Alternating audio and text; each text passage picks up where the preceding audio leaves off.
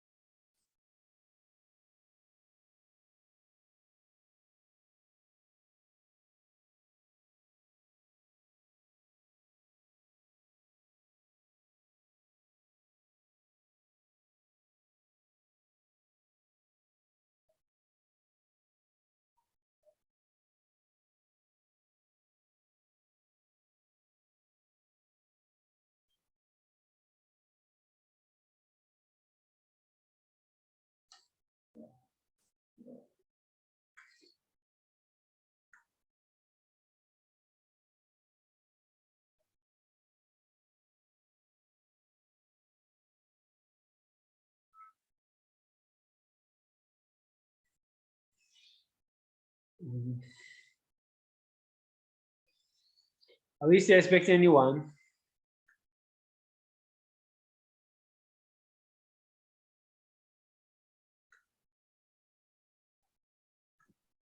Well, we are just two here. I don't know, maybe if you can give just 1 minute more, maybe by 5 after 2, then we can start.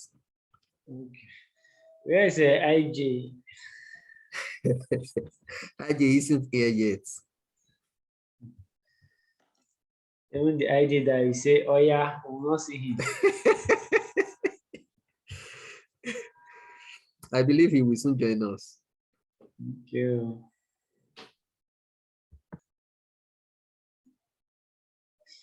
Oh, it seems the thing is overwhelming.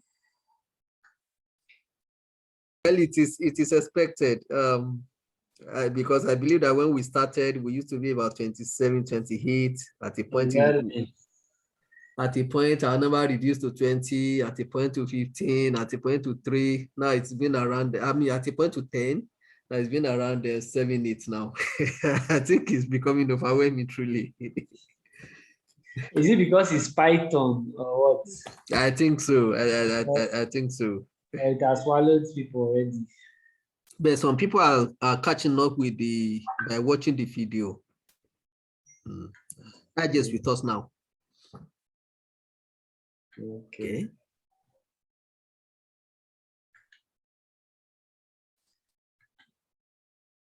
Okay, that's fine. That's fine.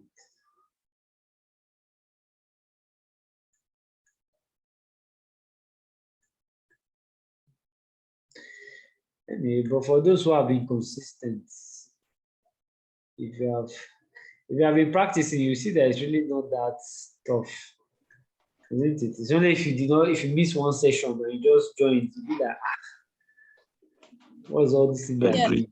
Yeah, one thing I realized is that if you practice, I used to see Python as something so big, seriously, like it was too difficult.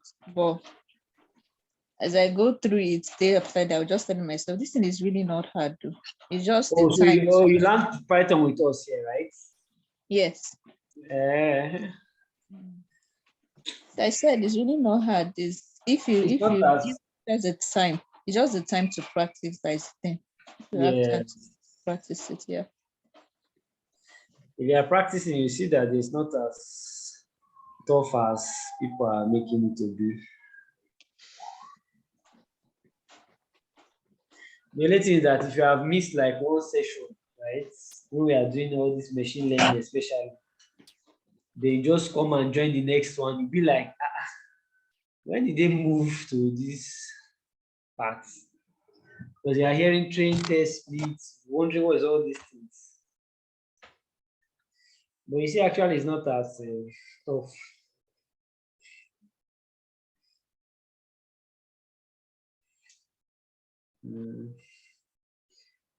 Okay. So I think we can start. Good now, afternoon, right? Doctor. Yeah, afternoon. Yes, yes, sir. So we can start. So basically, it's just to recap what we have done so far. In serious money. Managerial agribusiness template provides a single view of all metrics relevant to businesses.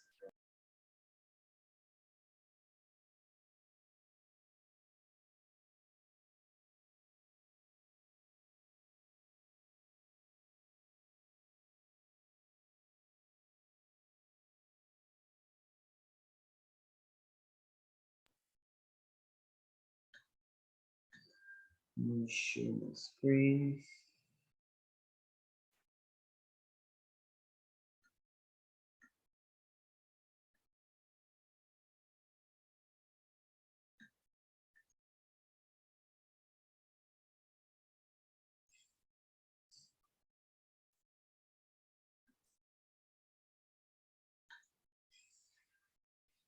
All right.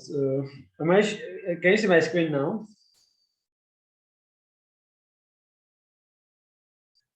Yes, we can. Okay, that's fine. So basically, what we have done so far, right, especially with Python, is that we have gone through the basics, isn't it? We have gone through the basics of Python, right? Because you notice that everything we are going to learn somehow, if this basics is not there, you see we will struggle a bit. Okay. Then we now showed you how to use some other libraries. We now look at the libraries of what? NumPy, right? We looked at what? Pandas. Pandas, We looked at what? Seaborn, Matplot library, and we look at what? Seaborn. Okay. So these are the basic things. So up to this point is what you do as a data analyst. Okay. Now we looked at the other part, building machine learning models. Okay. It is from this point now we now start talking about what data scientists. Okay. Now at this point we started using other libraries like what sklearn, isn't it? And that's one of the library most data scientists will do, especially when you are building machine learning models. Okay.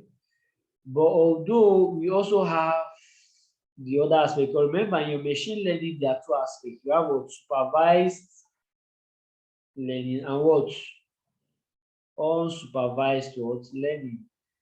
Okay. And remember, there's a part of deep learning, isn't it? Deep learning or reinforcement learning.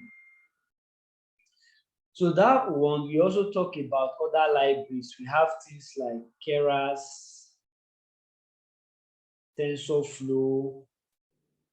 It's just the same way you are doing with sklearn, but this one is more for deep learning. Okay, so in your normal machine learning, we have been using the algorithm we're looking at is regression and the rest. But this one uses more of what they call it, neural networks, artificial neural networks. Okay, so this part is what the deep learning. This one will come to it when we come back again to Python later. Okay, but so far what we have been looking at is what the machine learning, because after we do machine learning, we'll come much later and do deep learning. Okay, when we look at TensorFlow, Keras, PyTorch, and the other libraries. Okay, so we have looked at some of the libraries under sklearn. Okay, some of the algorithms. So we have seen linear regression, isn't it? We have seen logistic regression. Okay, so there are some other algorithms like KNN, isn't it? Which other ones? Random forests, decision tree, cat boost, gradient boost.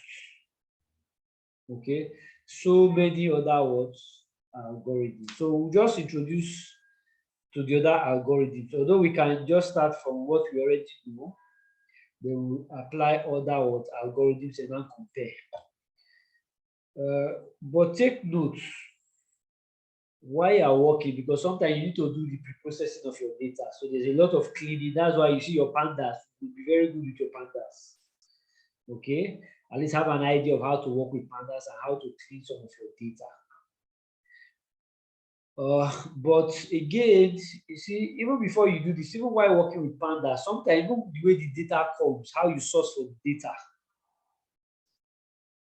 Sometimes you also need to learn how to use web scraping. Okay, web scraping, how to scrape data from the web. Even when the data comes, you also need to clean it. So on that tool again, you also need to learn these regular expressions. Regular what expressions. So these ones are more like, so I think maybe another time when we could look at this 1, 2, 3. Now these are like more, a little bit more advanced stuff than what we have been doing. Okay, but once you have gotten this, if you can get all these ones, then you can start applying for role as what data scientists. Up to this point, if you can do that, you can comfortably apply as any role as data analyst. But by the time you start learning this machine learning, deep learning, you understand web scraping, regular expression, then you can apply as what?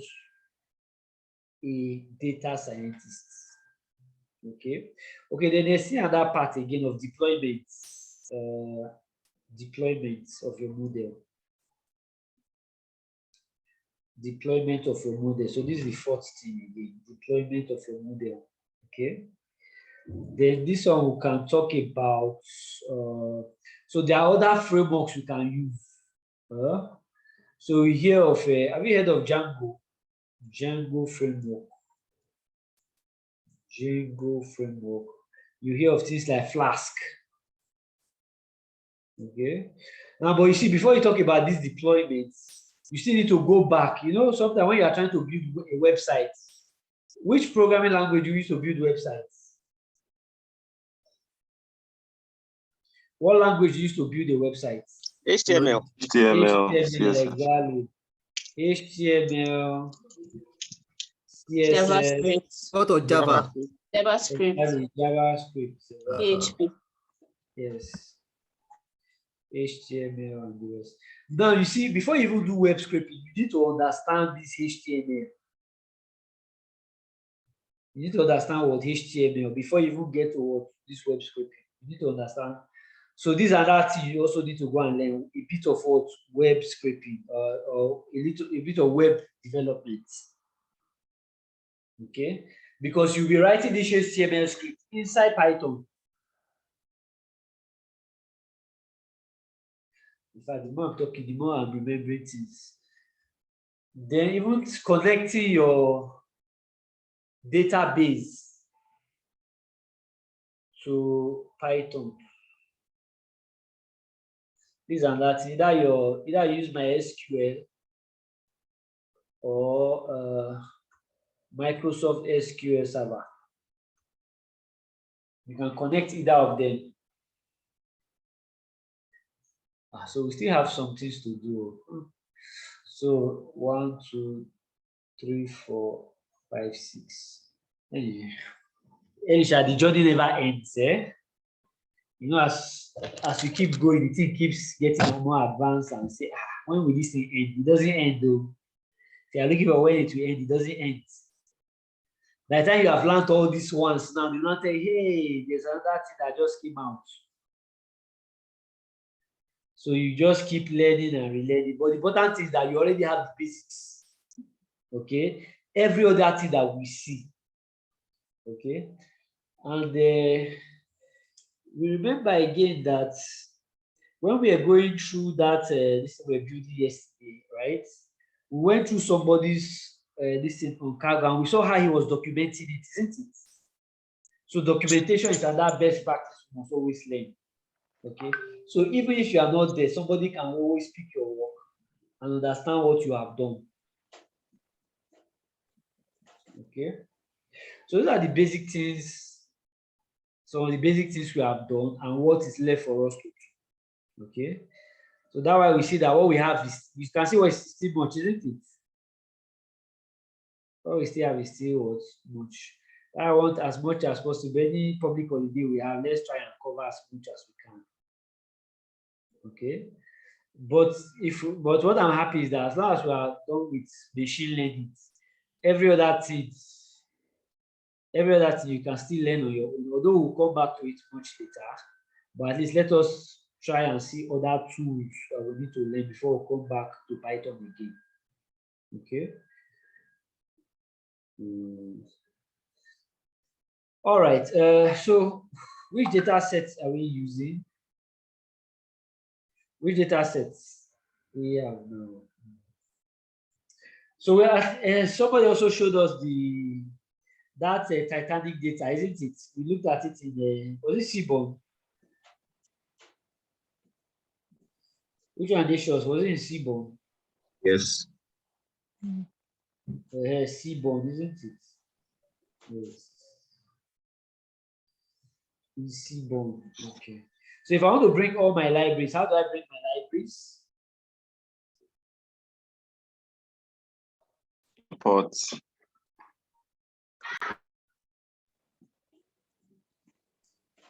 Okay. Import. Pandas as PD, not Then import what? Pandas. She said pandas as PD. Okay. NumPy as MP. Pandas as PD.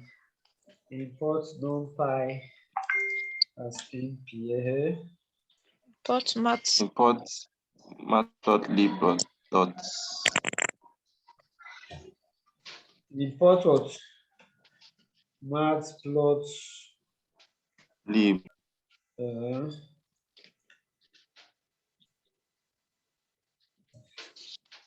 pyplot, isn't it? Pyplot. Yes, as PLT. Import Seaborn as SNS. Import Seaborn as SNS. So that matplotlib has 2 A's. Yeah, so the other one is what? Matplot inline. Isn't it? Good. So these are the basic libraries that we need. So for our machine learning libraries, which one do we use? If the matplotlib has typed MAAT. Is there? The third line, matplotlib. Okay, so what again do we need to bring? For machine learning, SQL. Import from SQL. Yes. Import SQL, right? Yes. So you can say, okay, from sklen, right? Dot linear model, import linear regression. Okay, if it's linear regression we are working with. But you see, before you'd have done all this one, you'd have first of all gone through your model, gone through the data you're working with. But I'm just showing you how you just bring out all your libraries.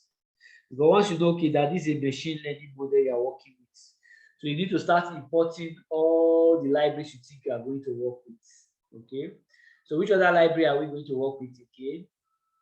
So which other library do we need? From sklen, we need logistics regression. Okay, we need logistic regression, isn't it? We need logistic regression. Okay. You know, again, okay, you can say from sklen import logistic regression. Okay, which other one again?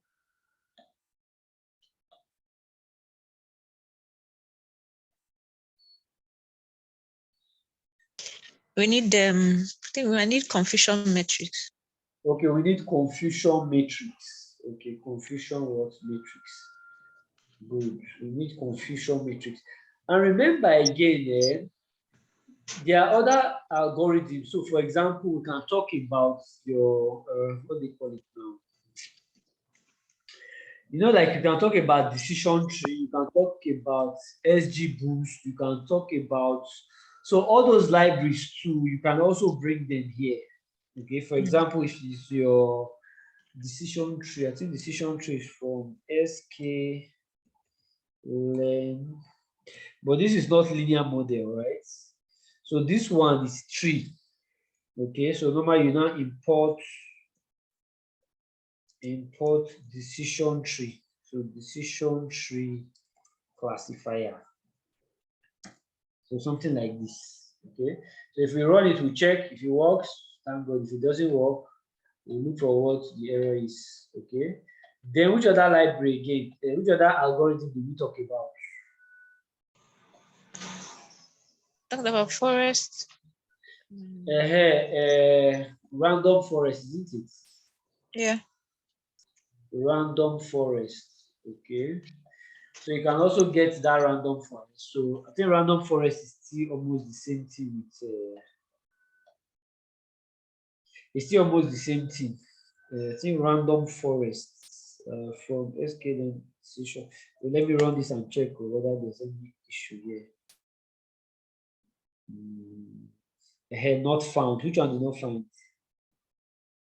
Matplotlib. The lib is missing. No, the Okay. matplots in line. Lib, yeah. Okay.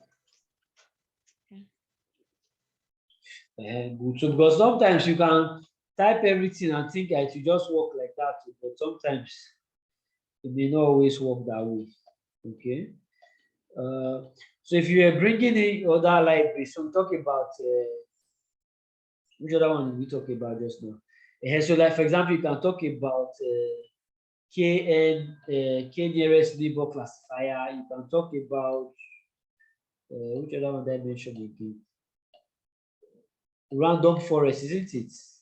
Random forest. So when you are looking at all these things, so most of these algorithms, right? You also need to know when to apply them. Okay, you also need to know when to apply them because not all of them you use them because most other ones. So you need to understand that there are two under the machine learning. You have the supervised and unsupervised, isn't it? So under the supervised learning, they are broken into two: regression problem and what? Classification problem. I think you remember that. Regression problem and what? Yes. Classification. Isn't it? Yes, sir. So for all those classification problems, remember with the classification problem, you will now need to bring in those what do you call it? Those your confusion matrix. So you need to first of all remember you need to split it now, isn't it? So I can say from sklen dot matrix. Okay, I will need to. Okay, first of all, I need to split it, isn't it? So if I'm splitting it, if I need to split it now, it will be from the model selection. Okay, model selection. Okay, so what do I do? Import tray test splits. Okay, then to check the accuracy, so import, okay, from sklearn dot metrics, import accuracy. Okay, you can also bring in confusion matrix. Okay, any other thing to bring again? Confusion matrix. Any other thing to bring again?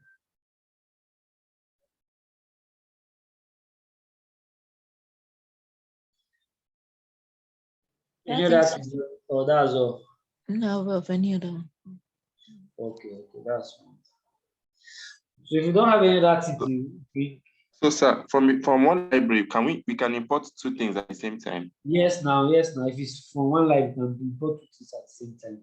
For example, now if this is the same thing, I can just put comma and import logistic. Let me try this and import logistic regression. Which one? Accuracy. Is this spelling correct?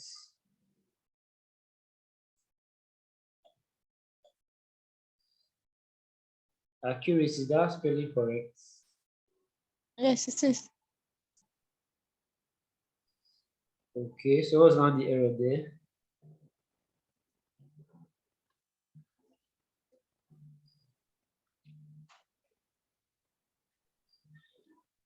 So what's the error there?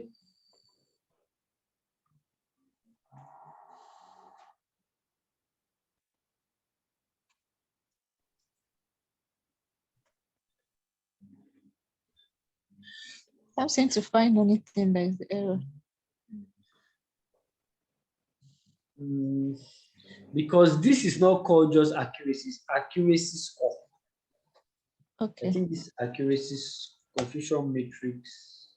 Did it work? Yeah, I did. Okay, it's accuracy score. It's called accuracy score. Okay. It's called accuracy score.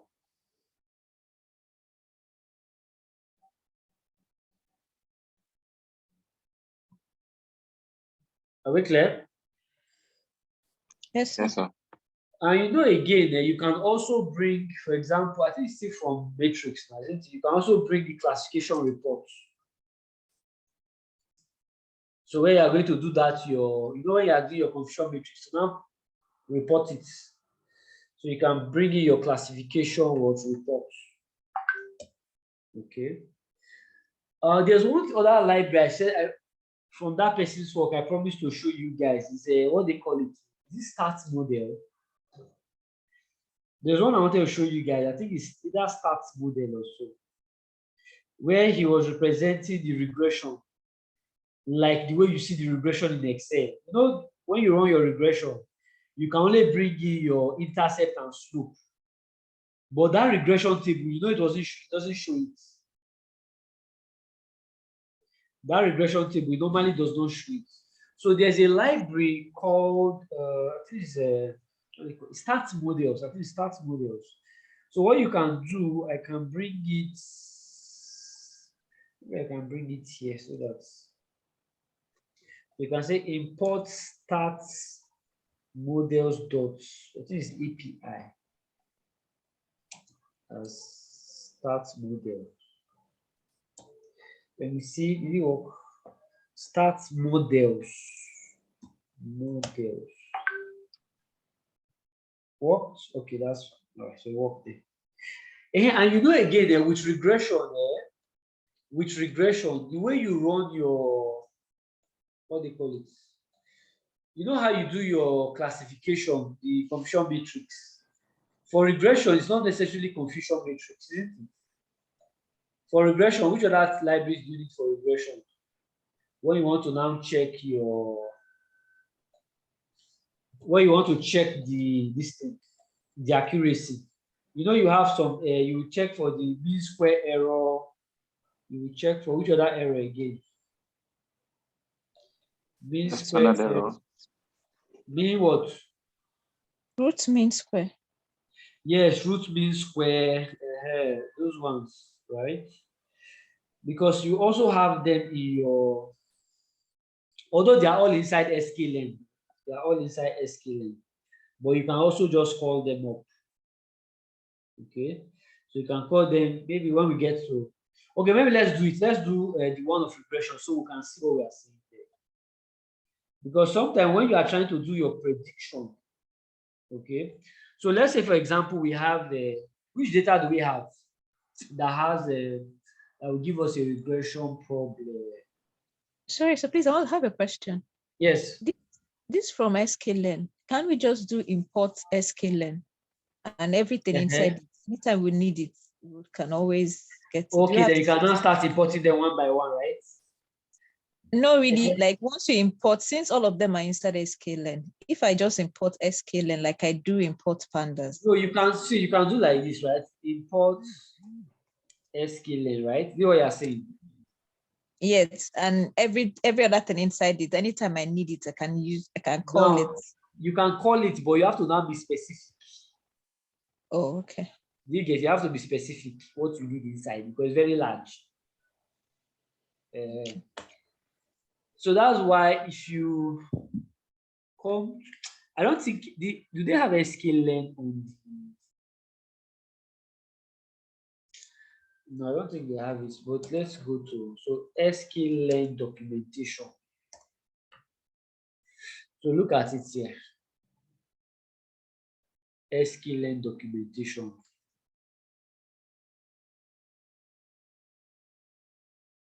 If you really want to learn machine learning, just go and print out this book. How big is this book? How large is this? 2,000 pages. 2,000 pages. Oh my God. You will not do anything. This is all you will be doing. This is all you will be doing. I did. This for those who want to be real data scientists. Go to the mountain for this one. This one you go to mountain, there's no way. You go to mountain straight. But you see, and that's the good thing about Python. Everything well documented. Can you see that? Everything well documented. So this is just an introduction to it. So which means that we have just even scratched, we have not even scratched anything there. Can you see that? But the only thing is, at least when you read it, at least you know what they are doing. At least some will have idea, at least some will not know what to learn.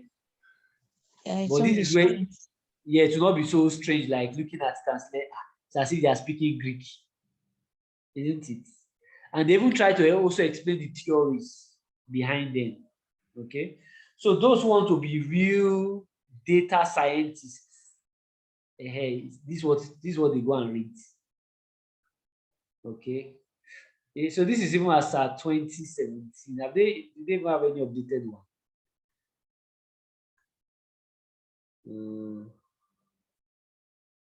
Which version is this?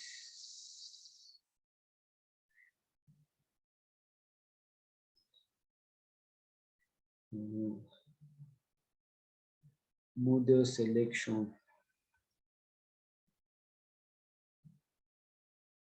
Now everything that we have done, just once you just come here, right? You see how they are even grouping them. You have classification, you have regression, you have clustering, you have dimensionality reduction, you have model selection, you have pre-processing. Okay, so if you are learning, then you can just go to each of them and picking them. Okay, so this is one I was talking to regression. So I want to check for. Okay, so you see, even in regression, can you see how many other regression they have? Can you see all the other ridge regression? Can you see how many other regression they have? Yes, sir. This 18, just regression. 18. You will come to discriminant analysis. You have his own there. You will have gradients. You have nearest neighbor. You have Gaussian. You have Naiv's Bay. This is Naiv's Bay. The base theory that you have been reading. This is it. This is the application of it. Because the probability distribution that I use is that what Bayes theorem. So that's what's applying there. Okay. They even have multinomial. So all these are now the different ways of going towards learn them. Okay. So you can just go and print that. You can go and print, if you can print it, that's fine. But otherwise, somebody can just copy this and you can go and be reading the section that applies to you. So anytime you are looking for anything, you just come to that document. That's where everybody is learning everything from. It doesn't come from any other. That is the original place that it comes from. Which one is this one? Machine learning with sklearn.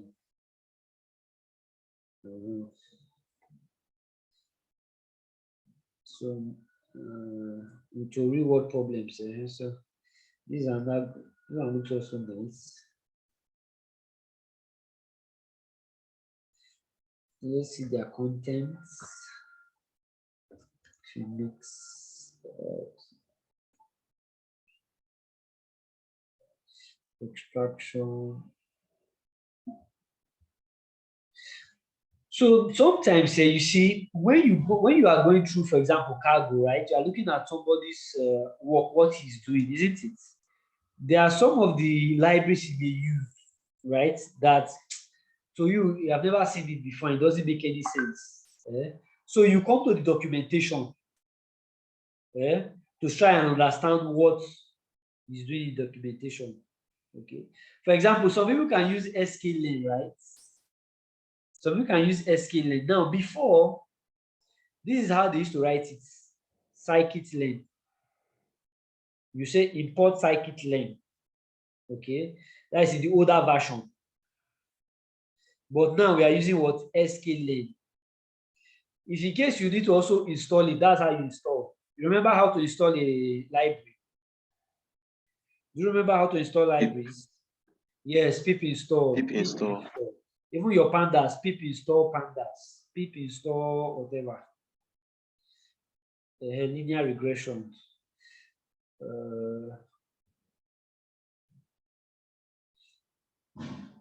So let's look at. Anyway, we can always come back to this and read this, okay? But the point is that whenever you are interested in any of the libraries, this is not how it works. That's usually the best place to go and watch, look for it. Okay. So let's use a regression data set. Which one regression data set? I think there's this, is it Iris or which other one? Okay, let's use this price prediction. Was it Boston we used that time? Which regression data did we use? Because it was Titanic. Oh, yesterday wasn't it Titanic? The train and test. No, not Titanic. The regression. We have done regression, linear regression before Titanic. Okay. Titanic was classification. Oh, okay.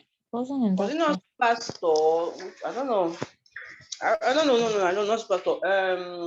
That one that has ROI, exchange rates, another one. Okay. Yes. Yeah. Okay, I remember. Okay, let's use this one. So from sklearn, let us import this data set. So we can import. There's a data set called Boston. So you can say load Boston. Okay. So if I want to load it now, just say Boston is equal to load Boston. So if I run Boston, let me see. Can you see how it looks like? So now I have to put it in what now? How do I put it now? In a data frame. In a data frame, exactly. I'll put it in the data frame. So how do I put it in a data frame? So I can say DF equals to. Yeah, I can say DF equals to what? PD dot data frame Boston. PD dot data frame. In bracket Boston. Boston. Let me see. All arrays must be of the same length. All arrays must be of the same length. Okay, let me see. Boston. What's the shape of the Boston? Let me check. Okay. Boston dot shape. Oh, it's not. It can't even read it yet. It has to be. It's not yet in the data frame, so you can't even see it. Okay. No, let me see. Let me see. If I say df is equals to pd dot data frame. Now this Boston, let me use dot data. Will it work?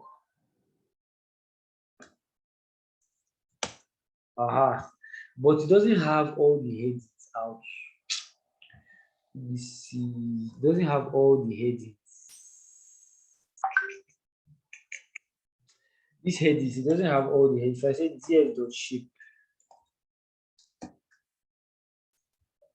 but it doesn't have all the headings. So let me see. Then that way I've done it.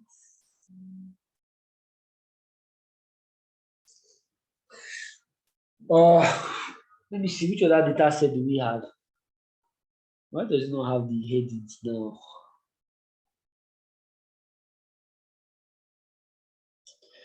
Let me check. Does anyone have any other data sets again we can use again? Postage. Looking for typical regression data set that we can use. Why did this not come out? Posting. Okay, let me see. Let me see. Do we have any other one there?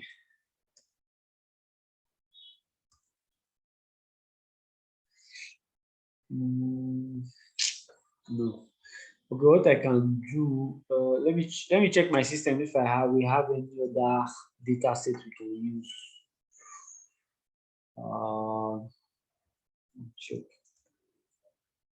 Let me see if I will have this Boston data set.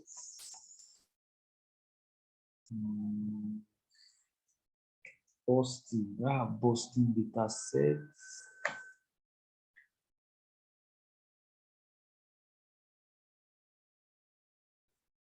Okay. Housing. Let me see. Yeah, I think I have.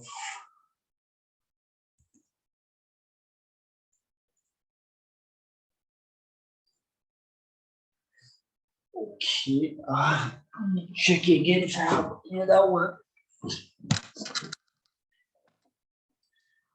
I was thinking I could import.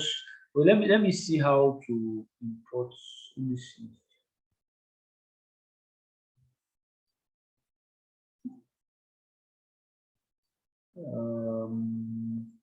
Or check the data sets we already have, whether we'll see anyone that will fit that regression problem, so that we can use it.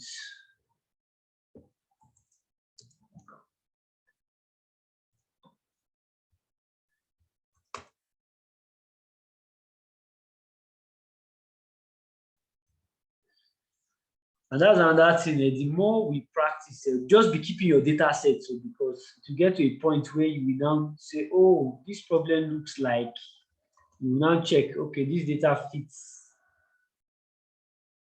Okay, let me see USA housing. Let me see. I think this one looks like. Let's use. Let me send this one to you. USA housing.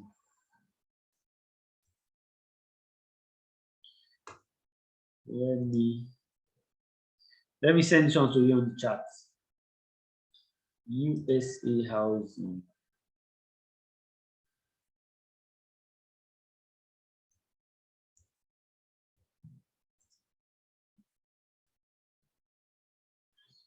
USA housing.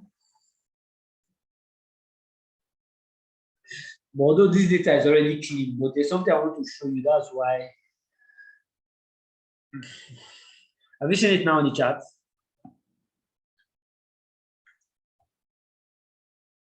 Yes. Yes, sir. Yes. Good. Good. USD housing. Okay, so let's look at this now.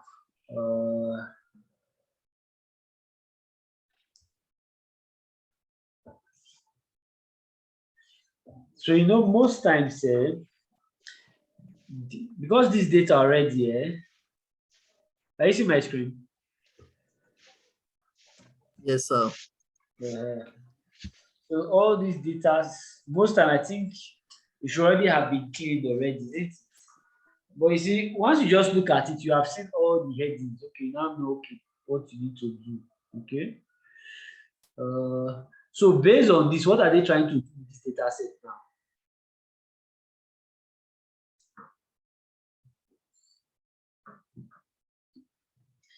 What are they trying to do with these data sets?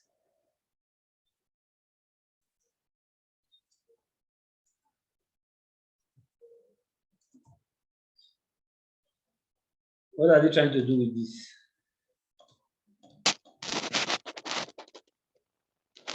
Is it to know the price to, what's this price on?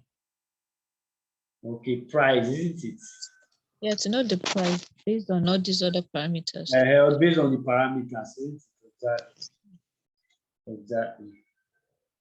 Okay. So if you have the pricing, right? So you have already seen the data. Okay, so let's take it now to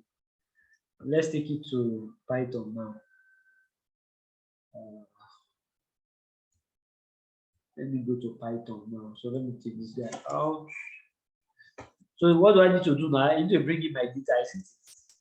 So how do I bring in my data? So let's say 1,000. Okay. So how do I bring in my data now? You can say data equals to pd.read.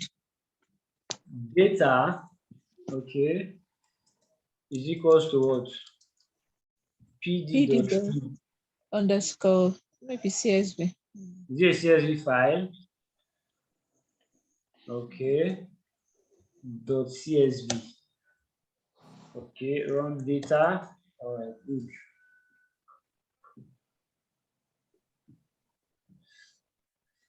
So we can see the data now, isn't it?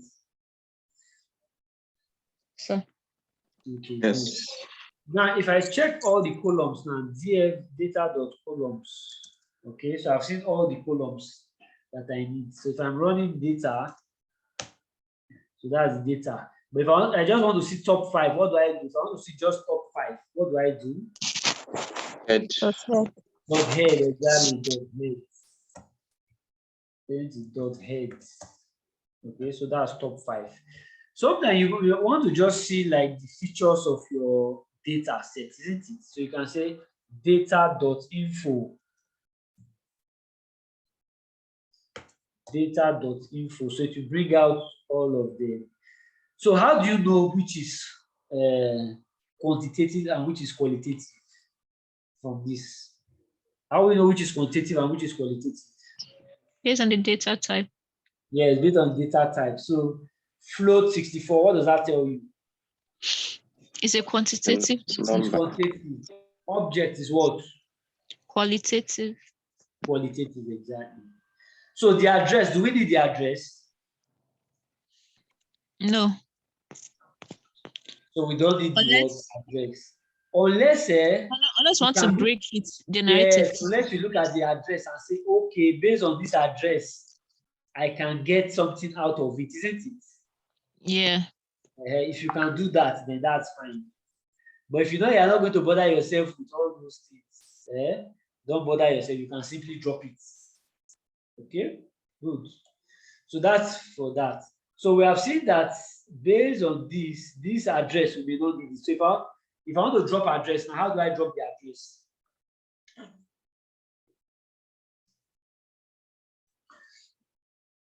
How do I drop address now?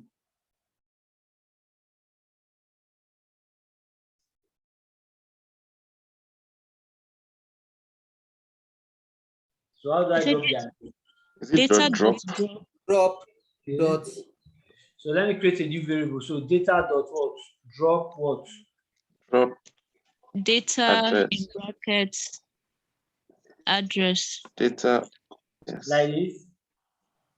Yes. So I don't know what you're saying.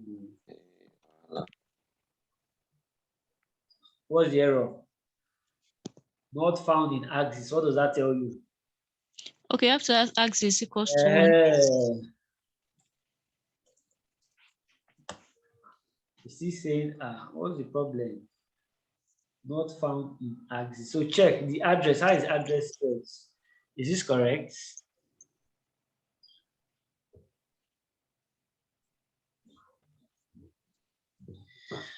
So what is the issue here? Should we put it in double brackets? That's Which one? the address. You want to put in double bracket like this? No, that shouldn't matter, sure. It should not matter now, isn't it? Shouldn't matter, yeah. So what's the challenge?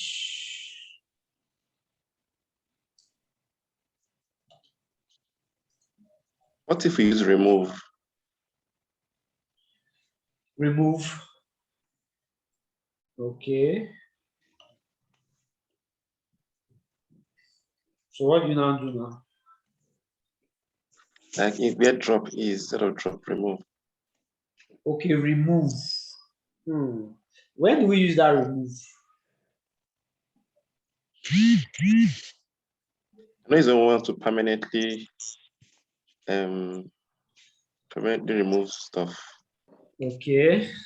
But this drop, if we do drop, But it will this be drop, why is temporary. this drop not working? Why is this drop not working? Why is this drop not working? That's the issue. So let's copy this guy and paste it here. Is there a space or something? That's what we are checking now. So why is this drop not working?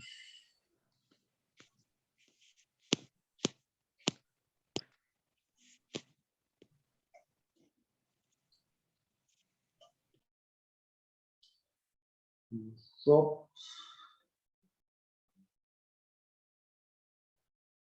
Should we do dot columns to see if there's a space where the way it is before? I think we've done it before.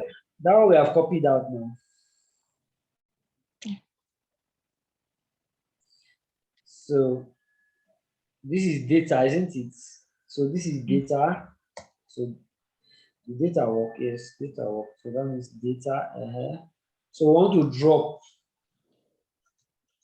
So supposed to be data dot drop. Data dot drop, isn't it? So what is the issue here? You know that we have already called data already, isn't it? You are now calling data again with address. So it's as if it is seeing it twice. So you just put it in the double in the listing now. Is that not it? So if you can list them, because already telling you, oh, I already know that you are here, isn't it? So you don't have to call the data again on top. So do you understand where the issue is? Yeah. So if I run df, so now this is it. This is now my data. We are clear now, right? Yes. Okay, good. So based on that, we can now see that if we now go through the data, okay, we are now checking, okay, what else do I need to do? What else do you need to do? What else do you need to do?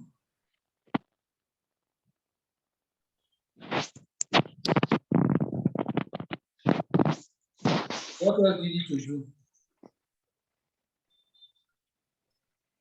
I don't know if we don't do splits here.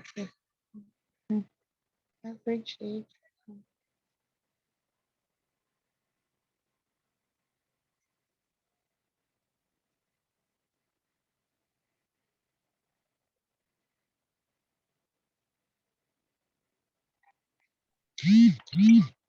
Teacher, what else will you do? What else do you want to do?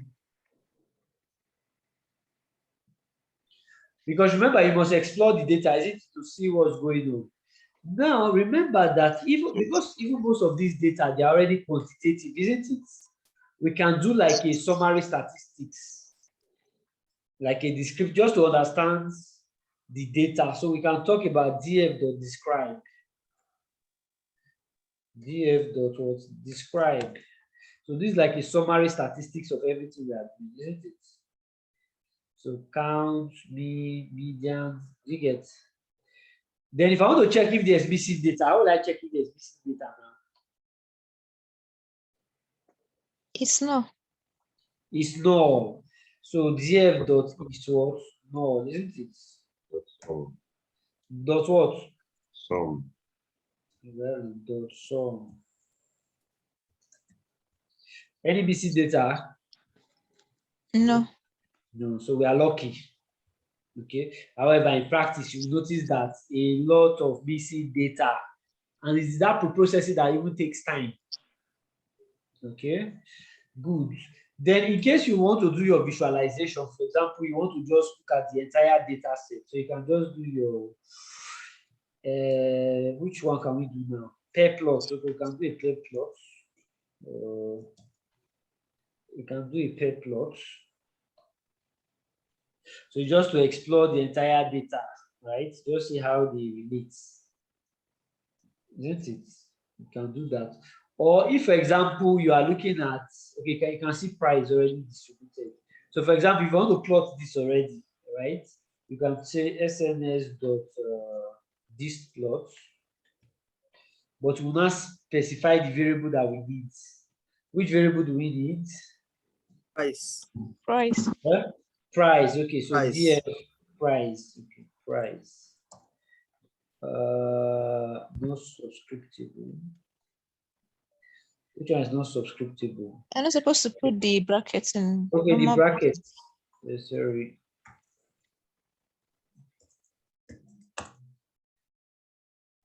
Closing parentheses. Where's the parentheses? No, you have. Okay. There are two. Yeah, they are. Okay, that's. So what does it tell you? It's normally distributed. It's normally what Distributed. It is normally what distributed. You know, again, if you want to do like a correlation matrix, right? You want to do a correlation matrix. You know how you do your correlation matrix normally. So if I have df dot correlate, can I see that? This is your correlation matrix now, isn't it? You know how to interpret this now, right? How this other one, the row, correlates with the column. That's all. Now. You just take one and interpret that column. Just take one and interpret that column. Okay. So you're looking at how they relate with each other, isn't it? So that means that the closer the number is to 1, the better correlated they are. Yes, the higher correlation is, yes. Right. So what if it now has a negative number? That is negative, is not bad in itself. Okay. But the question is it significant? Remember, we said correlation tells you the strength and relationship, isn't it? But in terms of the practice, right, we are only looking at direction. It is when you run a regression to check whether that variable is significant or not that even matters, not even that is highly related or not. But another thing again we'll notice is that if most of the variables are highly correlated, or because our objective is to predict, right, then it is not a problem. But if our problem is to find out, okay, is there an impact?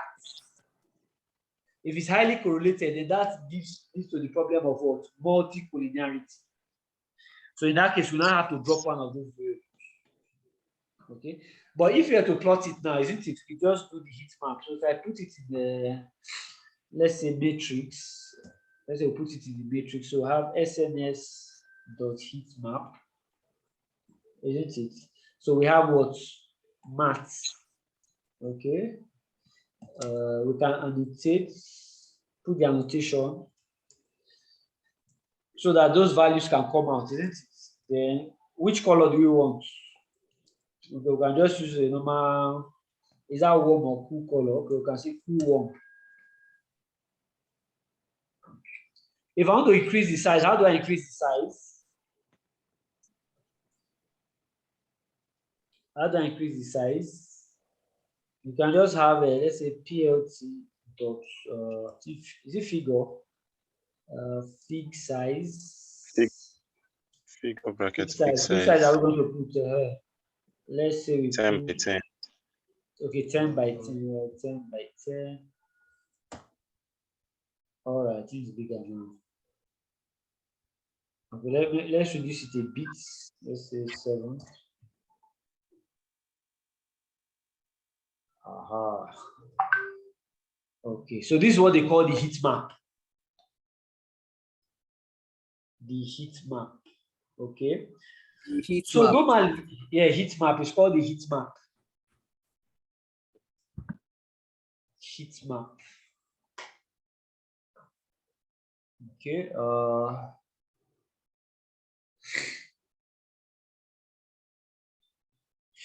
Okay, that's fine. So the next thing we need to do is to what? Bring out our features, bring out our target variable, isn't it? Because here there's nothing to clean much. So all you have done here, this is called EDA. It's called exploratory data analysis. EDA. EDA. EDA. Exploratory data analysis. You're just exploring the data, trying to understand what's happening. Okay, EDA. Now, what we have done here, can you see what we have done here? This is a visual representation of it. This is a visual representation of it. Okay. You will notice here, can you see here, what kind of relationship is this? Linear. Yes, but what kind of relationship? Directly proportional. Yes, that's positive related, isn't it? So I should Positive expect that related. here it should be positive. Can you see that? Hmm. Can you see this one is close to 0 or not? So if I come here, can you see that it's not really telling me whether it's positive or negative, it's just there somehow. So this is a visual representation of what you are seeing there. Okay, so this is your heat map. This is how it is presented visually. So that's why they talk about pair plots. All right, that's fine. So when we have our data, so if you look at the data, so okay, let's say df dot columns, right? Or let's say df dot heads. So let's look at it. So which one is our feature? Which one is our target?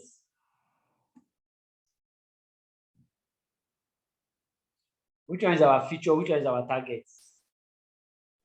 Price is our target. Our features are Price our target. So our y is going to be what? df what? Price, right? Price. Okay. Y our x is what? DF, average area income, average You can house. say df what? Dot drop. What are we dropping Price. now? Price. Price. Okay. What did he say? Okay, axis not found. So let's run x. Can we see that? Y.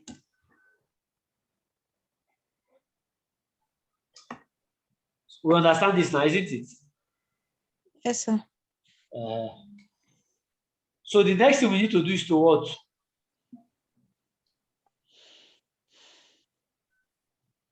What is the next thing we need to do? Do you need to split? Yes, We need to split it. Yes. No, we need to split, isn't it? Yes. Split. So how do we split? X train, is it not? X test, Y train, Y Y test. train, Y test. Isn't it? Then we now do your train test splits, isn't it? Split. So we have our X, Y, right? What's the test size? Test size is what? You can use 70-30. 70-30. So let's say 30%. Okay. Random states. Which one should we use? Which one? We can use anyone as long as so that we can have the same data. But anyone you pick, just pick it randomly based on that number there. Okay. All right. So what next do we do? Confirm that it's working.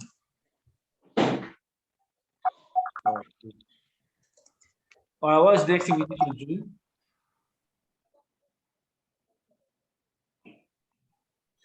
So what's the next thing we need to do now? To build model. We bring in the model once we. Yeah. So how do we bring in that model?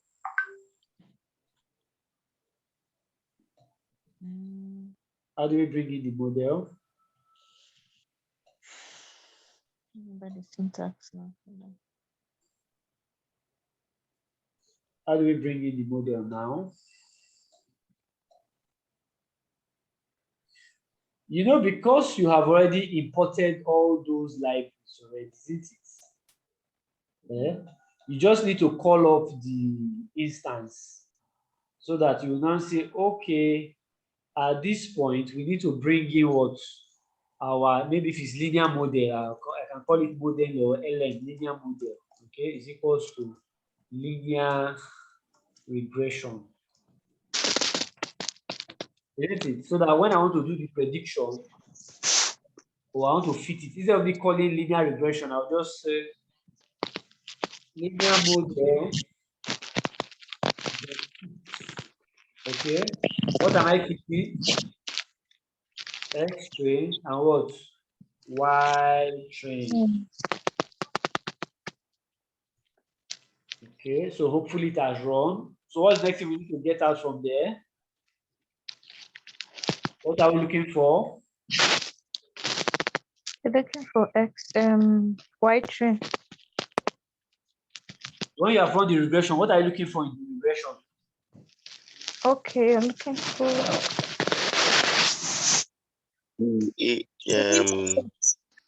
why the A and B. Yes, A and B. What is A? A is intercept. A is intercept. So Intercept. Sorry, is that intercept? Yes. And what? Slope. What is slope? Slope is LM dot coefficient. Can you see that?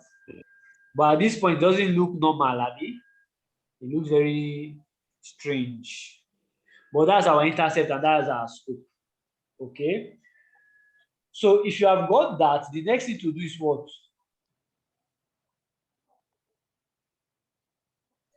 What is the next But you thing to cannot do? try to Now you know sometimes you see, because can you see the data like this? Can you see how the data looks, right? You know that because these names look very strange, but it's getting this result from where? From this your linear model you have run. Because the coefficient, what you'd have done is that in Excel, it would have given you average income, average housing age, average house number of rooms, and now give you the coefficient in the table, isn't it? But here in Python, you may have to either build that one on your own. Okay. You know how to build it on your own. For example, if you have, should we call it A? Okay, let's call it A now. Let's call it A. I'll say PD dot data frame. So I want to call it in the data frame, right? LM coefficients.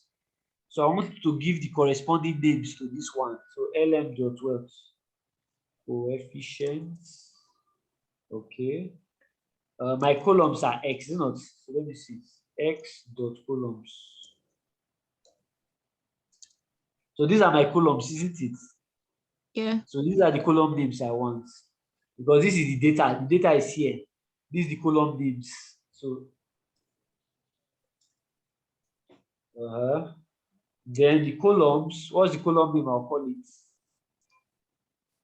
Let me call it what now? Coefficients. Will this work? Okay, let's try. A.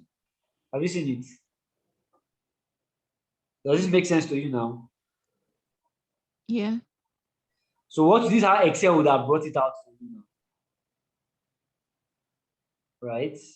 So what I wanted to show you now is that at this point, instead of me doing it like this now, so that library I was trying to explain, what they call that stats model.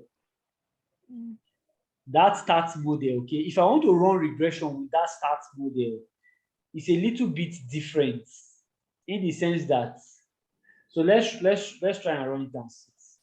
So that stats model, what it's doing for you. Remember, I've already called it as SN, isn't it? I called it SN. Okay. So if I want to run this regression now, if I want to run the regression, okay. So if I was to run the regression, I can say, let me call it, what should I call it now? Okay, let's say maybe let me just call it regression, okay, equals to SM dot. Now there's one problem with this thing. Okay, let's run it first. Let's run it first. OLS. So we know the Y train. So let me show you here. You know, when we are doing the other one, you know, when we are running with SK length, it will first of all take X train, Y train, isn't it? If you take X train, you take Y train. Are you seeing that? But in this one, it will bring out Y first before X. It's programmed that way. Do you get? So that you don't go and mix it up.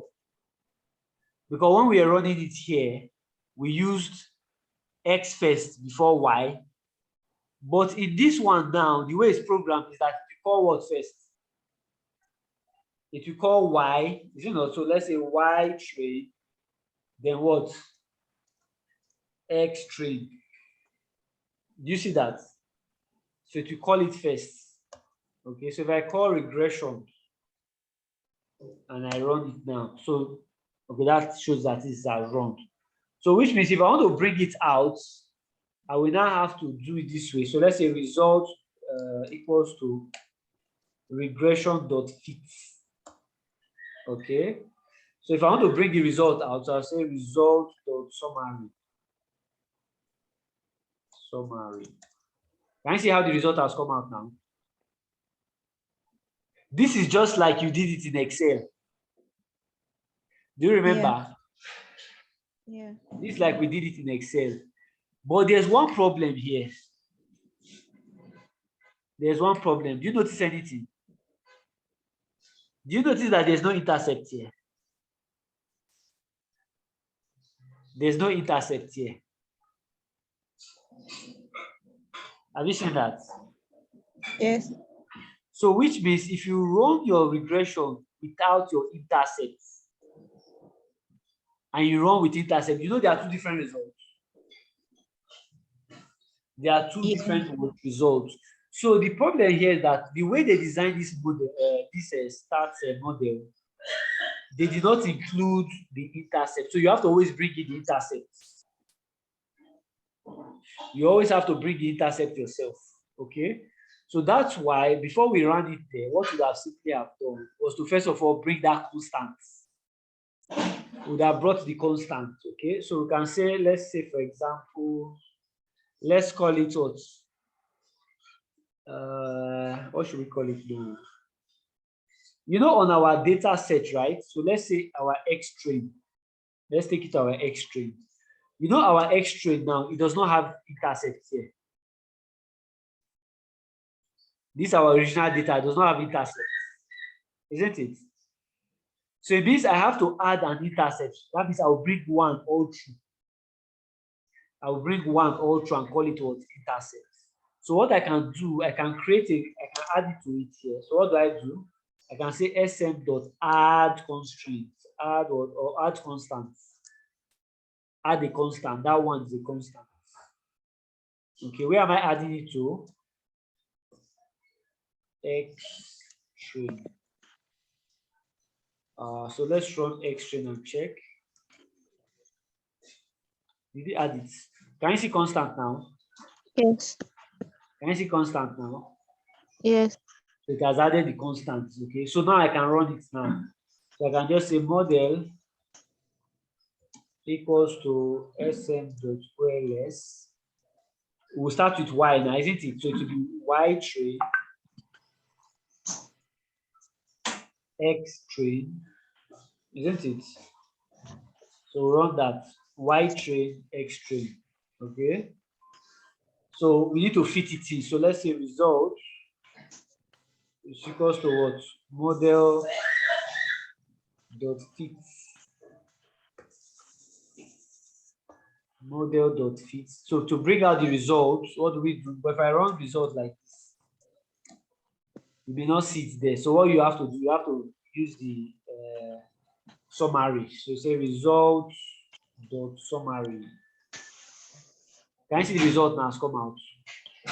So now it has intercept. Can we see that? Yes. So where's that one we ran before? Okay, we called it A. Let me see.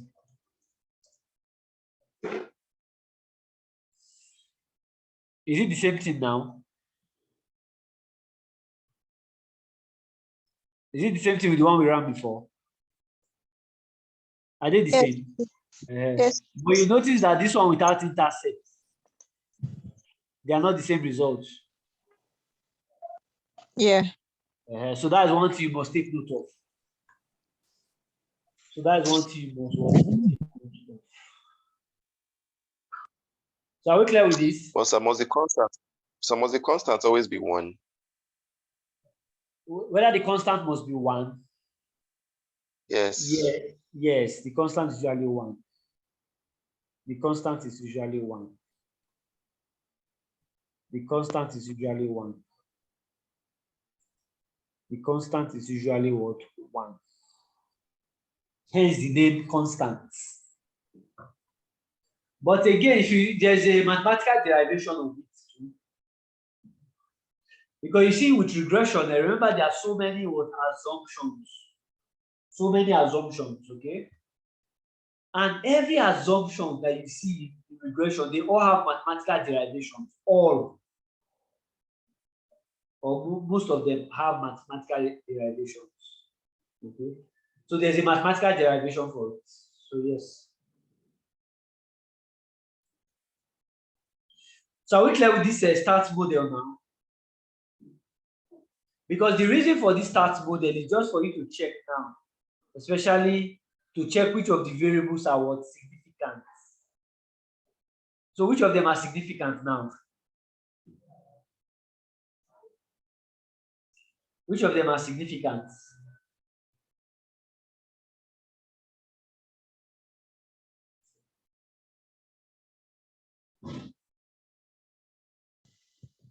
Which of the variables are significant?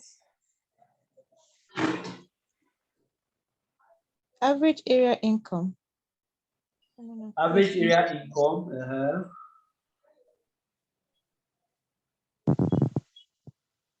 I think everything apart from the average number of bedrooms. Okay, average number of bedrooms. That's Okay, the so one. it's not significant. It's not significant. So average number of bedrooms and price. Okay, so let's go and check that relationship. Average number of bedrooms and price. Average number of bedrooms and price. Where is it? So it's 17, isn't it? So it's still very shallow. So you see why we say correlation does not imply causation. Can you see that? Yeah. That they are going in the same direction positively, but does not mean that one is causing the other. So of all the variables now, what is simply telling you now that what? So if you have seen it now, for example, let's just decide to now drop. If we decide to now drop which one now? No average area of bedrooms, isn't it? So if we drop that now, let's see what will happen. Okay, we have already run it already. So let me see extremes.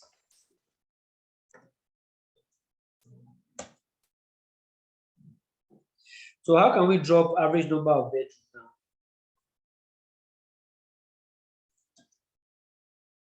How can we drop it now? So let me call it, let me say extremes. So how do we drop number of bedrooms? df dot drop. df dot what? Drop. Extreme dot Drop what? The average number of, Okay. in bracket, average number of bedrooms. So Average. just copy it here.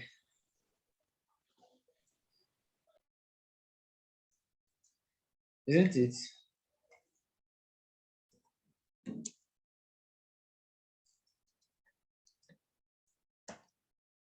So I call it extremes now. So that's it, isn't it? So let's run it again. So how do we run it again? So let me say model 2. So model 2 will be what now? Where's model 2?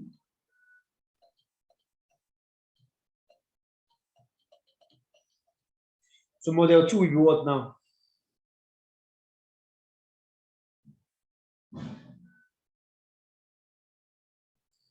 Yes.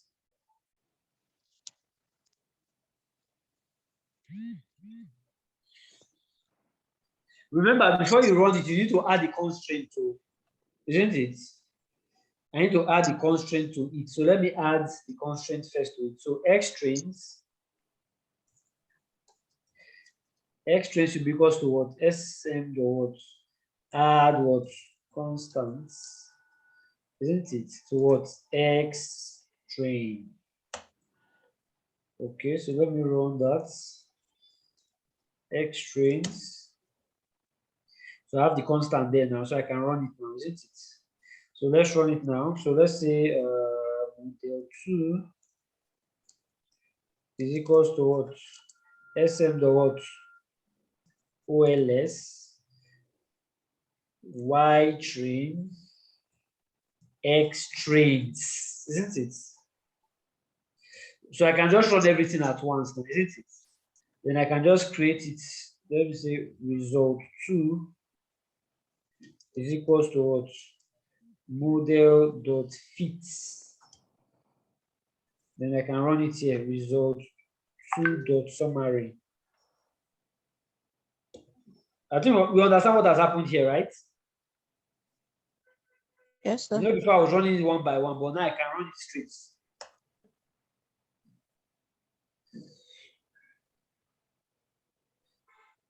What did I do now? Extremes. I thought we removed this number of bedrooms. Yeah, it's still showing. Where did I drop it from? The model.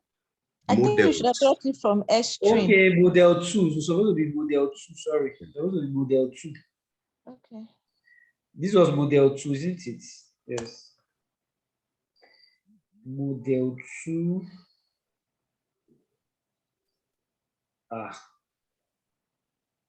I think we dropped it from Where did I DF, drop it from? from DF instead of S train also.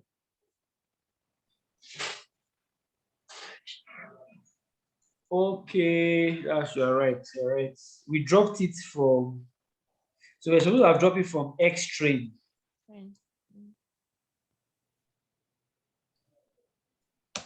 Okay, we're supposed to drop it from X string, yes. Good. So let me add it to this. So let's check.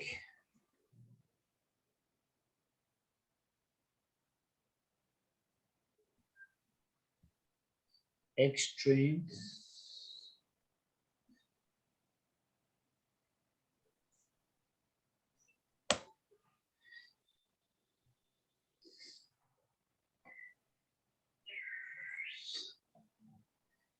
We run this again.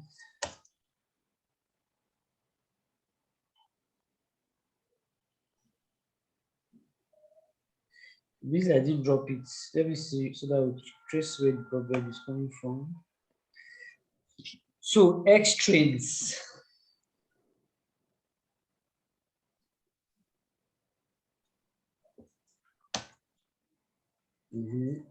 X strings. Okay, but number of bedroom is still here now. So that means there's no drop now. No, it has, I think it has dropped now. See, this number of rooms. That's drop. Okay, this Number number of of rooms. Okay, this number of rooms. Okay, not. Okay, the other one was number of bedrooms, different from number of rooms. Okay, good. So let's I add think that. here we are still using S string instead of S strings. Okay, here we are using X strings. Okay, thank you. So X strings now.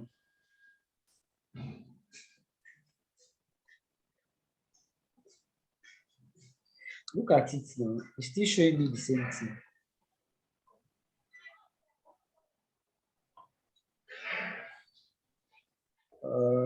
X strings.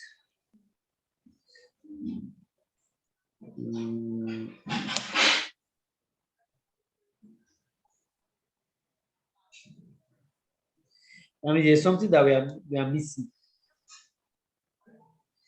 Something that we are missing. Okay, let's do it this way. Let's report the data again, right? So where's the data here? There's nothing to clean now. There's nothing to clean, isn't it? So let's see. Let's see. Extreme. Anyway, the point I just wanted to show you that sometimes when you check it this way, you can keep readjusting the model till you see what is the best. Do you get? That is based on that you now start using to do your prediction. Your normal SQL does not have this for you. That's why you can use this to also check it. But let's continue with the one we have done. So if I also do a prediction, how do I do prediction? If I want to do prediction, how do I do prediction?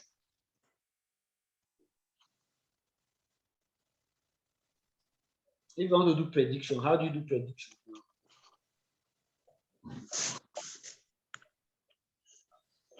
How do we do prediction?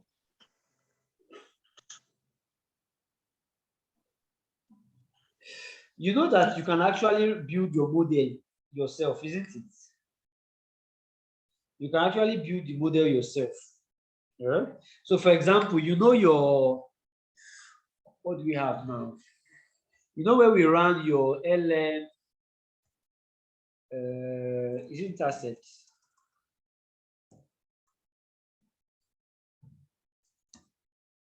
And you know where you have your LM dot coefficients.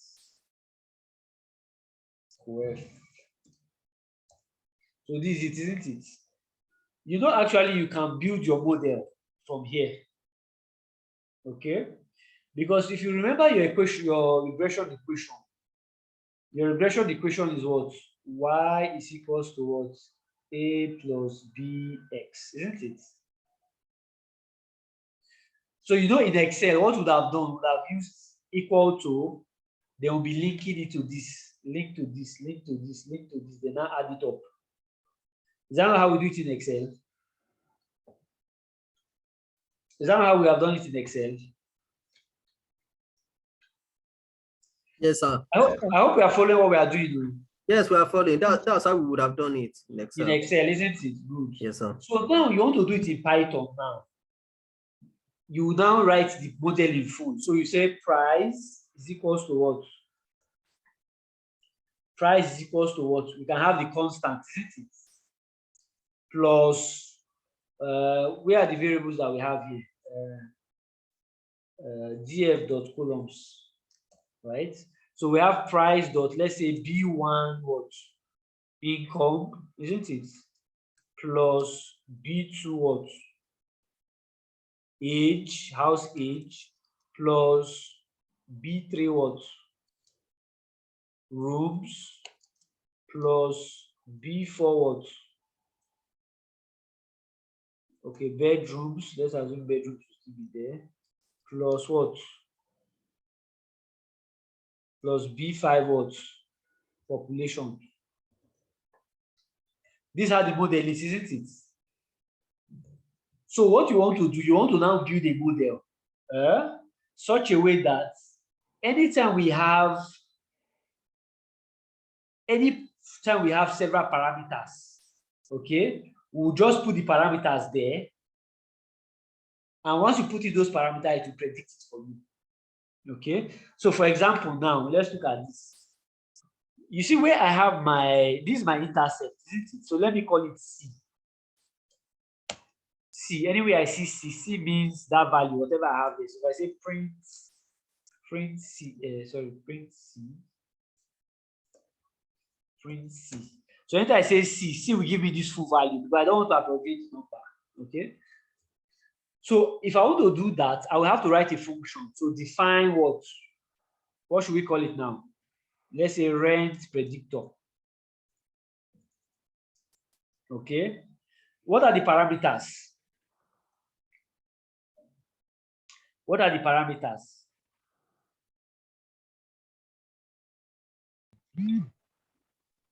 The income age. Yes. Yeah, income, so you have income, age, rooms, bedrooms, and population. Bedrooms and what? Population. I think these are the things that we have, right? And it was population, okay? So we now have to build it. So it means that this model, how many parameters do we have? 1, 2, 3, 4, 5, isn't it? Then, if you want, you can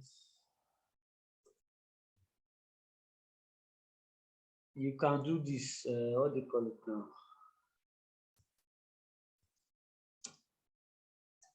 Can you see that? You cannot define it there. You know how you do your normal documentation now, isn't it? You can define it there. Then you can say, okay, price is equals to what? C plus, you know what C is? What is C? What is C? Intercept. C is the intercept. This is our intercept here, isn't it? That's our intercept here, okay? So price will now be what now? So we'll now write the model in full. So you see it here to be this. So I can copy that. Let me just copy everything out. So I can paste it here. I hope you understand what's happening here now. So it will be this times what? Income. Isn't it? Yeah. So that one will be what? B2 times what now? Times what? Age. B3 times what? Rooms. B4 times what? Bedrooms.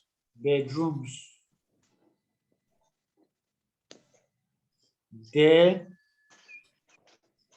but remember, because it's a model, right? So when we are doing it, it's supposed to be adding it to this plus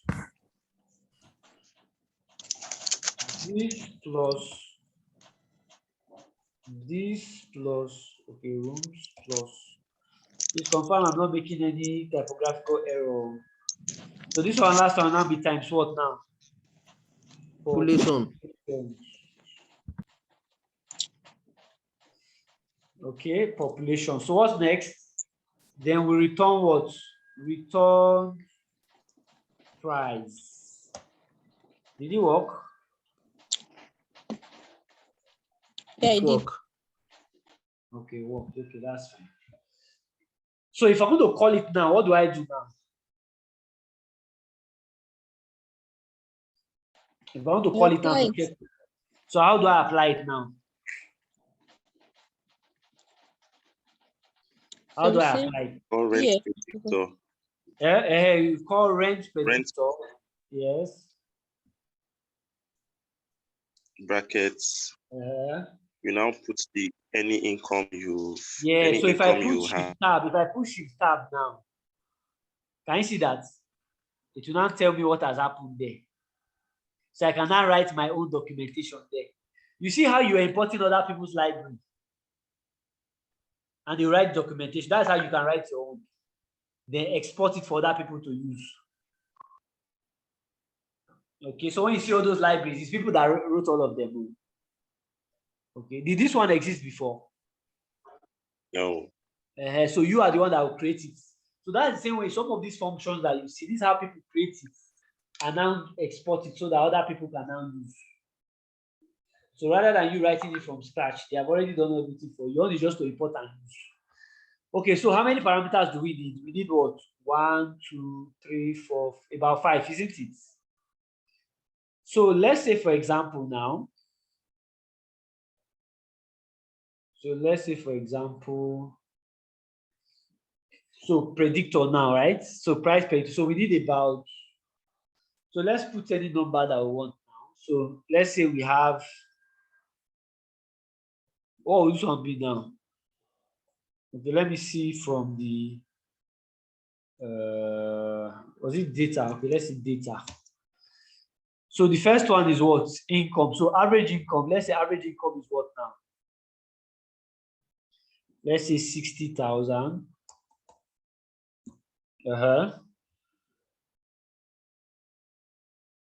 60,000. Age is what? Like 6 years. Okay. That is age of the house, right? Yes. Area 6. age. Okay. So let's say 6 years. Okay. Number of rooms. Like 6 too. Okay. Okay. Let's say 3 rooms. Okay. This is wait. So what's different between average area of number of rooms and average area of bedrooms? Number of rooms and number of bedrooms.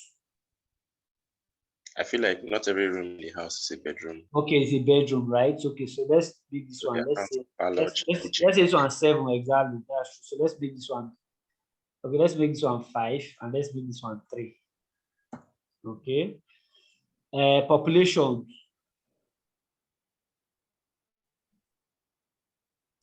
Let's say how many now? Let's say 20,000. Okay. Is that all? Is it 5 now?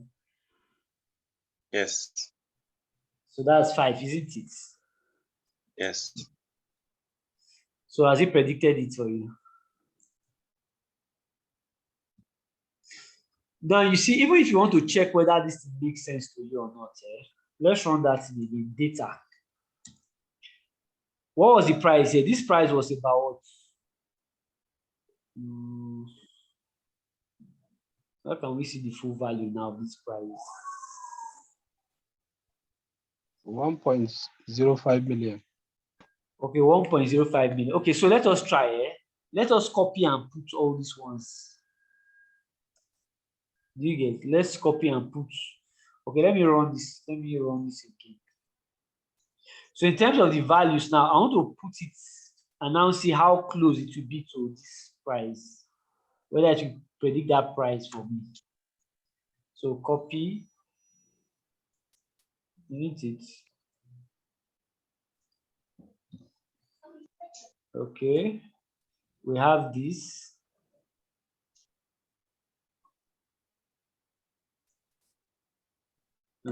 You have this.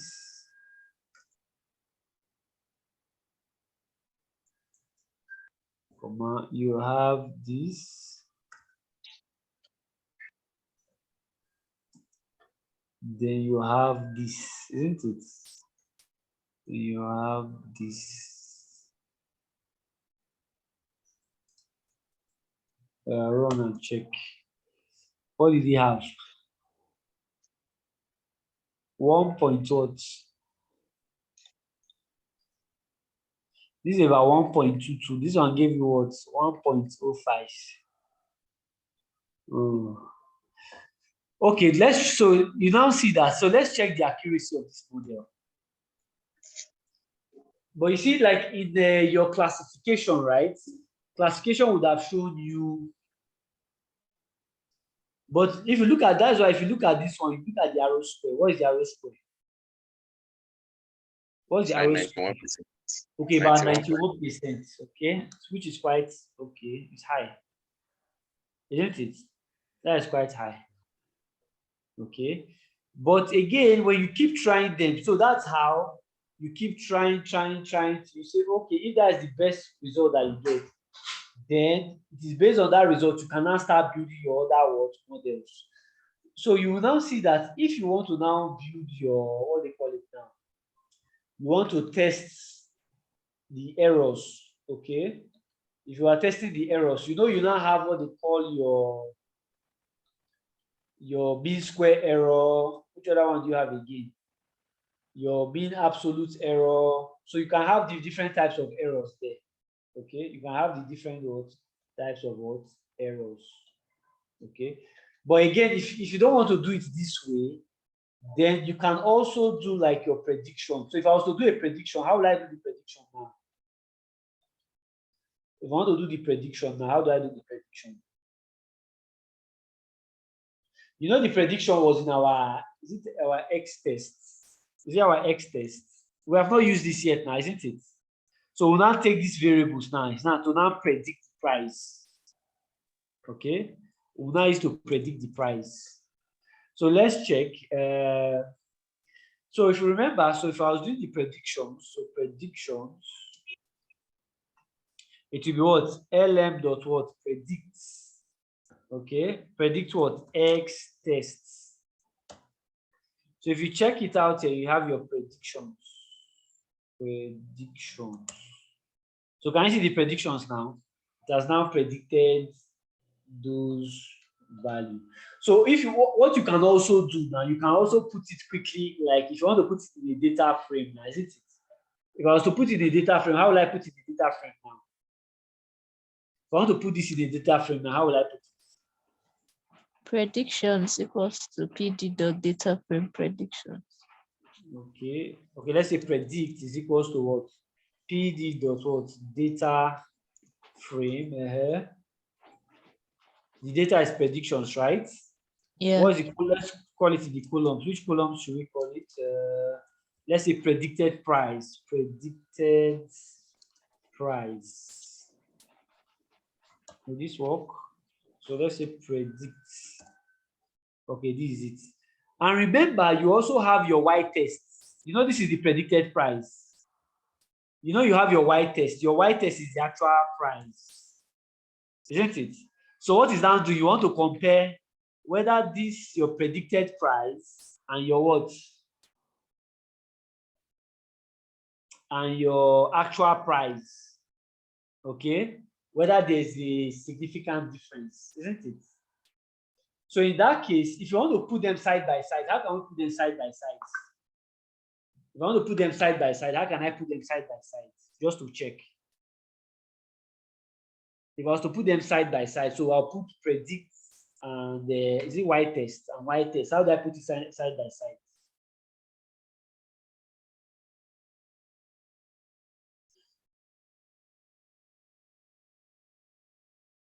Yes, how will I have done it? So just like say I want to make two tables. Yes, I'm not plotting. I just want to put them the two tables side by side. Okay, we say predict is equals to PD dot data frame. Okay, let's say data. Okay, let's say data equals to what? You say what? PD dot what? PD dot data frame in brackets Y. So what's the name? Predict, comma Y test. Okay, predict, comma Y what? Test. Y. Isn't it? But remember, I'm putting it in so let's put it in a double bracket there. Then axis, isn't it?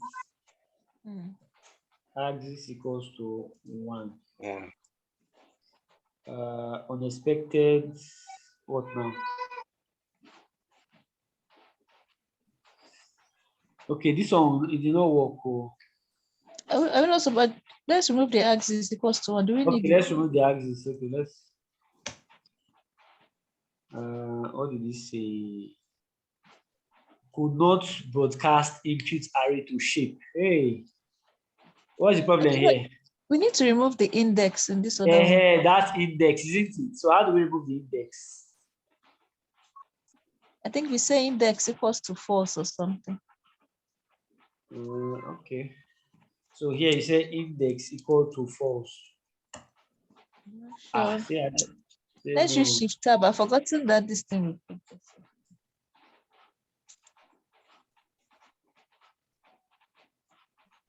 Sorry.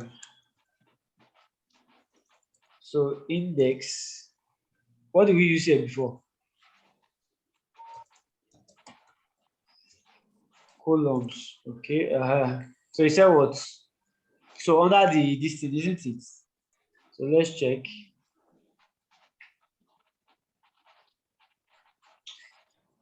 Axis node, column node. But you know, again, instead of using your data frame, because what we are trying to do, if I check the shape, let's check the shape. Which data is this? This is predict, isn't it? Predict.shape. The other one is what? ytest.shape. So can you see that? So how do we now remove this one now? This is what predicts, isn't it? So this one, how can I remove it now? What if we do, let's say 1, this one work?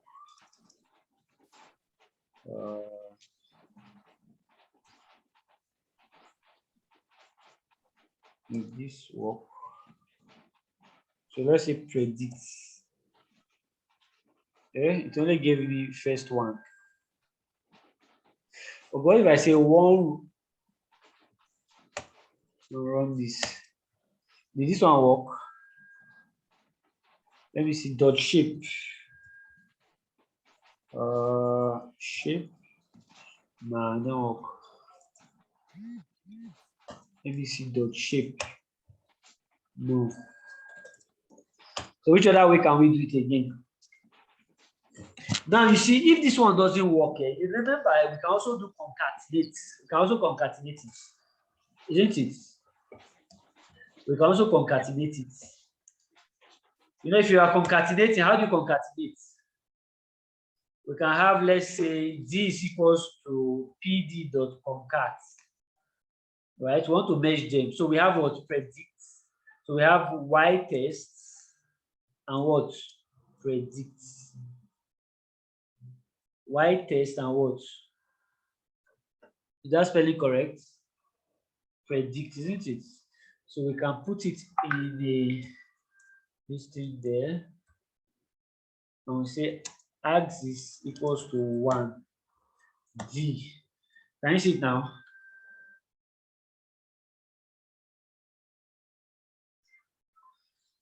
But did it match it? Giving us mix or mixed values, missing values. Price. Which one is price? Okay, ytest, yes, ytest and predicted. Okay, let's try. So let's see now. Yeah, let's see. In this one, let's just do the prediction now. So if I was to plot it now, right? Let me plot it. So let's plot maybe a scatter graph so that we can check the relationship between the ytest and what? Prediction and predict, right? So what is this one showing us now? By the way, was there any missing data? Let me see. Ytest dot is null dot sum. No missing data. The other one is what? predict. Let me see data now. So why is it not matching? So what does this one tell us? Are they going in the same direction? Yes. Is the variance Yes. much? So that's why you see you can do different, but it's almost aligned. It's almost on a straight line, isn't it? Mm. That's why you see that model, when you are running your regression, your arrow square, it was very high. It was about 91%. Now, can you see all those empty dots? These empty spaces. Yeah. So that was what it was doing. That's why when we try to match it. But what I would have done, I would have just exported it to Excel to just see what it looks like. Okay. But in case you want to now do maybe like a, what they call it now, you know how you do your regret, you want to evaluate it whether it's good or not using the mean absolute square error or whatever. So what you can also do, you can call up your metrics. So let's say you can call up the metrics. Maybe we are using mean absolute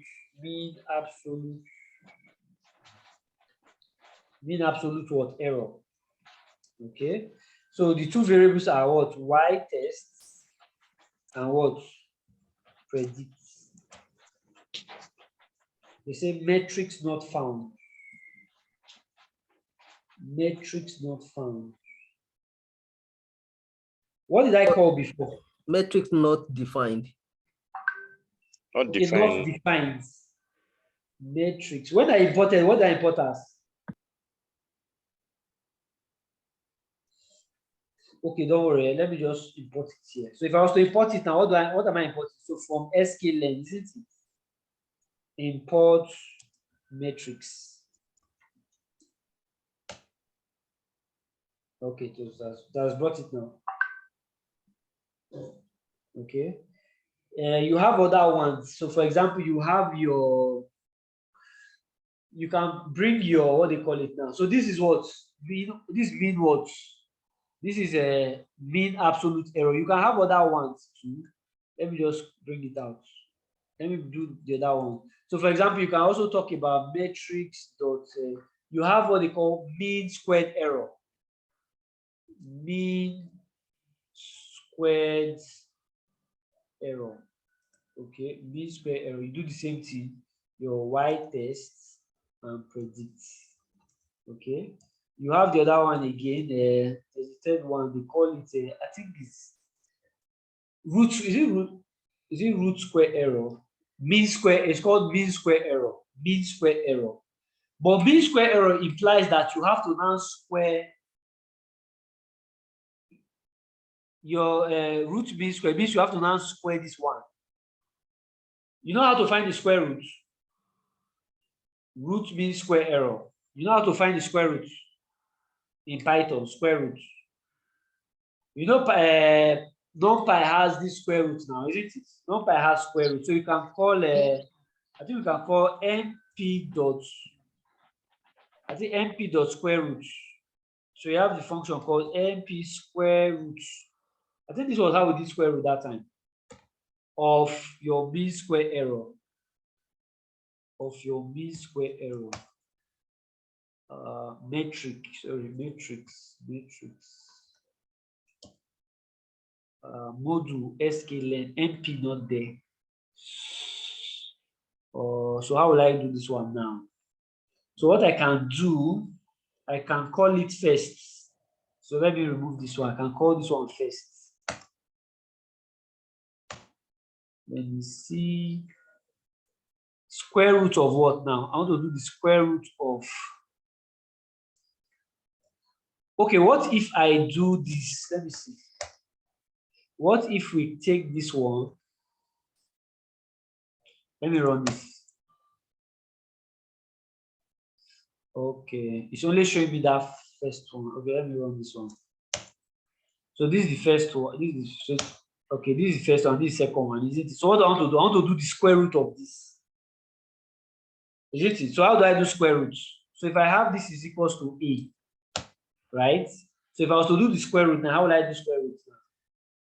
It will now be np dot square root of what? A. Can you see that now? Yeah. So this is what the first one is what. So if I also put everything at once, so what I can do, I can use a print. No prints can bring, you can bring all of them at once. So let's say print mean absolute error. Okay, mean absolute error. So what the mean absolute error now? What do I want to do? I want to show what this. So let me copy it out. So this is the first one we did now, right? So this is the first one.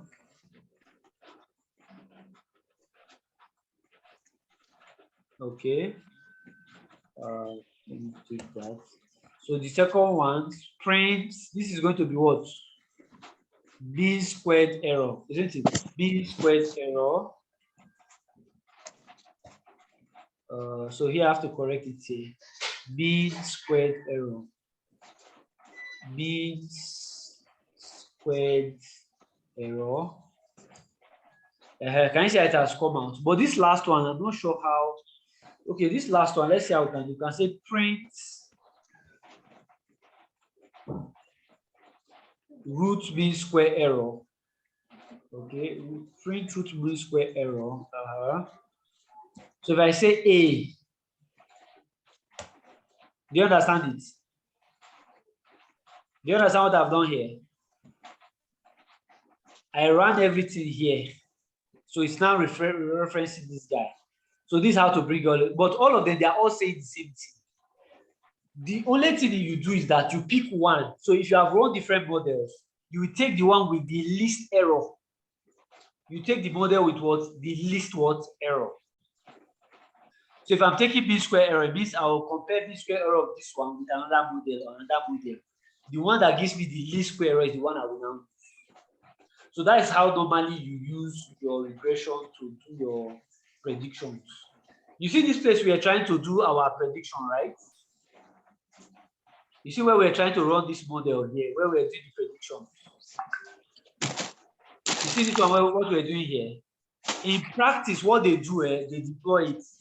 So in websites, or you build an application, you know, sometimes like, which properties now? Because if this model works correctly now, is it? You can now deploy it on the website. So by the time they now they'll put in the parameters, they'll put a drop down, they'll put the income level of the area, the age of the area, number of rooms, number of bedroom, population size of the system. Then run it. It will now give you, predict the likely size, the likely price in that area. Okay. So a typical use case now is this is real estate, isn't it? This is what real estate. So in Nigeria now, what are those factors that affect real estate? Location. Location. So we'll put the location there. Is it? Put the location there. What again? Infrastructure. Infrastructure. Anything you mention, you must have a way of measuring it too. That means there's data for it. Like road. You get Growth rate of the economy. Growth rate. So if it's all those factors, you put all those factors there. Okay. Then it's based on that one. This is how you now run the machine, run your model, and now start used to predict the price. So this is just a use case in real estate. It can also apply for stock prices, can apply for even like Forex too. But Forex, they have a whole lot of algorithms you can also apply. So when they are doing their predictions, okay, it's likely going to be like this. But you know, because that one is so volatile, the model you may use may be a little bit more advanced than this.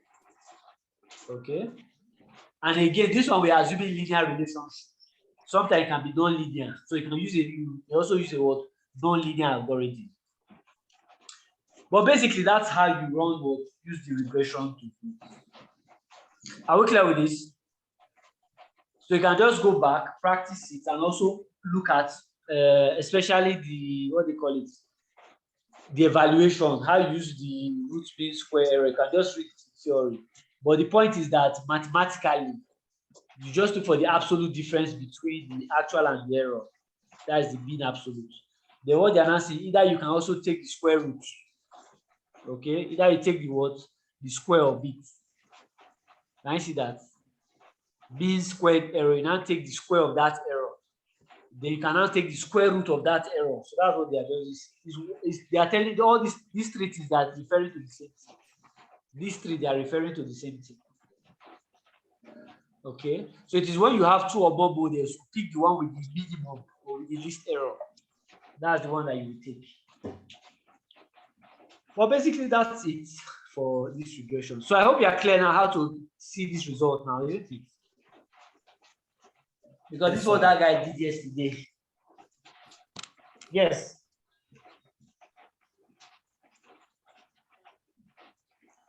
Any question? No question. I mean, I responded to you when you asked if you know how to see the results. That's all right. That's good.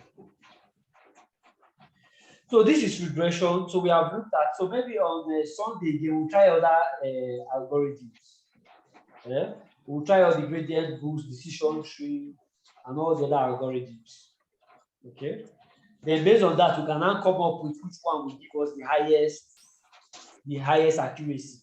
We can also still try for this either Titanic data set or look for another data set. Okay, we can look for that. But what is more important again, I think we should also look for one that where we have to start creating new variables, feature engineering. Where we start creating new variables. I think that will also be good to try that. Anyway, so next week when we meet again, we shall continue with this. Okay. Thank you, Dr. Francis. All right, thank you very much. Thank you, sir. Thank you, doctor. Please make sure you practice. Make sure you practice. You see, like this one, if you leave it, any of these parts you leave, especially machine learning, if you leave it today, it's leaving you today. It's not waiting for you. So just make sure you practice. And also think of use cases where you can also apply it. Yeah? Because the more projects you build on this, the better for you. The more you learn it and understand it. Okay? So think of use cases where we can also apply them. All right, guys. So enjoy the rest of your week. Thank you, sir. Thank you, sir. All right. Take care.